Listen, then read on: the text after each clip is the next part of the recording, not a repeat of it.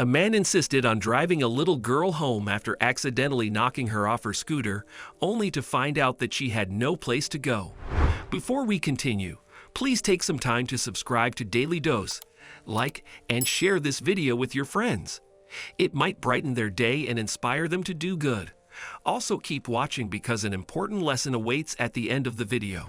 James Atkins was hurrying to get to his car while at a pedestrian crossing. As soon as the light turned green, he sprinted towards the street without realizing that a little girl was riding a scooter right next to him.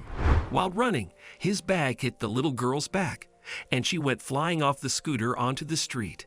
James was surprised to hear a loud thud, causing him to look back at the little girl.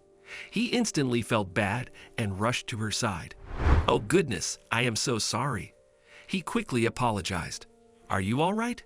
Are you hurt?" he asked her. "My knee hurts," she told James. "I don't think I'll be able to ride my scooter for a while, and I just got it." James apologized to the little girl once more and offered to take her to the hospital. As soon as she heard the word hospital, her eyes widened in fear, and she began shaking her head rapidly. "I don't want to go to the hospital. I've had enough of hospitals," the little girl cried. "Why do bad things keep happening to me?" she asked, looking to the sky. James was confused by what the little girl meant but insisted on driving her anyway. "You can't ride your scooter with a bruised knee," he told her. "At least let me drive you home, please," he said, assisting the girl to the side of the road. Once again, the little girl shook her head. "I don't have a home," she whispered. "Please just take me to my mom." James was surprised to hear this and had a lot of questions in his head. "How come?" he asked. "What happened?" The little girl, who introduced herself as Lena, revealed that she used to live with her mom until their house burned down along with everything they owned. "We were released from the hospital this morning. We were treated there for minor burns. It was better at the hospital. At least there we had a comfortable place to sleep," she sighed. "You mentioned earlier that you had no home," James recalled. "Where are you and your mom staying now?" he asked. "We have no choice but to spend the night on the street. I just came from the city hall, and they're not done with the paperwork for our free housing," Lena shared. James couldn't help but feel bad for Lena and her mom, so he decided to cancel his plans for the day so he could help them.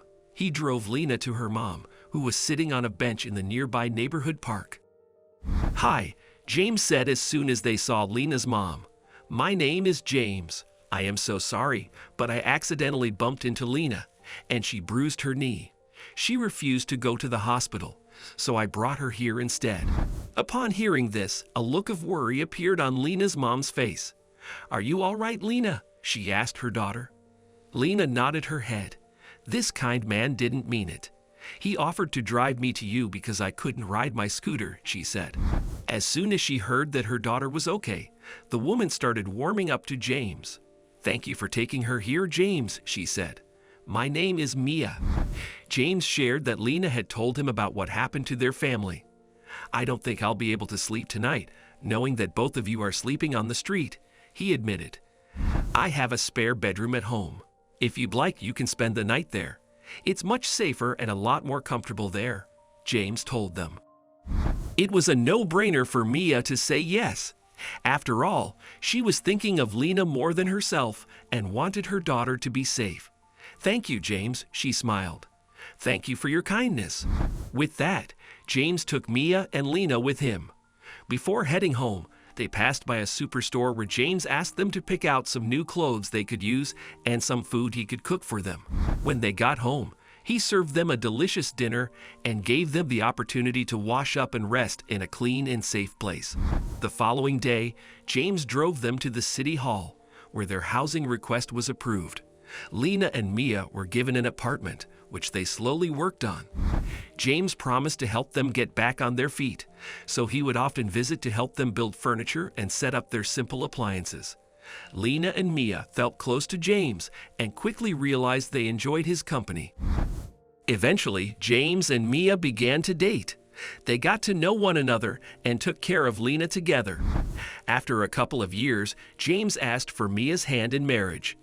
They wed, and the three of them became a happy family. with Mia welcoming a child with James.